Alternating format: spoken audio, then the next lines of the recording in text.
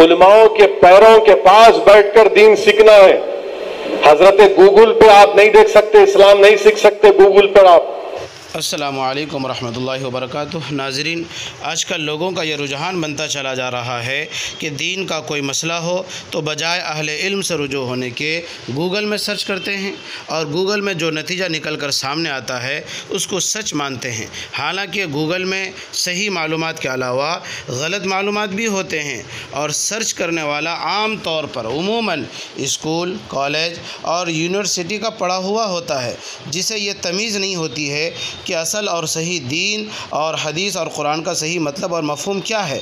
बाज़ दफ़ा ये भी हुआ है कि महल्ले और गांव के मस्जिद के इमाम को टोक देता है वो बंदा और कहता है कि इमाम साहब आपने जो ये कहा या आपका जो ये अमल है वो गलत है, क्योंकि हमने गूगल में देखा है इसके ख़िलाफ़ गूगल में लिखा हुआ है। हालांकि वो ख़ुद गूगल में देखा हुआ गलत बता रहा होता है।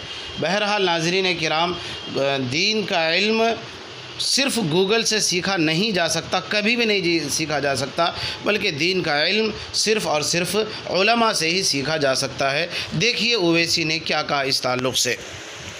तो मेरे अजीज़ दोस्तों और बुज़ुर्गों, मेरी आप तमाम से गुजारिश है कि दीन की तरफ लौटिए, दीन से वाबस्ता रहिए, अपने घर के माहौल को अच्छा रखिए। उलमाओं के पैरों के पास बैठकर दीन सीखना है।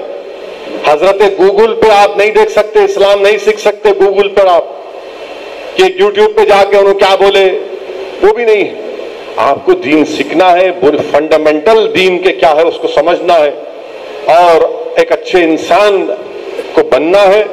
और उसी वक्त होगा जब आपके घर का माहौल इतना अच्छा हो जाएगा कि आपका घर एक जन्नत का गोशा बन जाएगा इंशाअल्लाह ताला। व आखिरु दावाना अल्हम्दुलिल्लाहि रब्बिल आलमीन।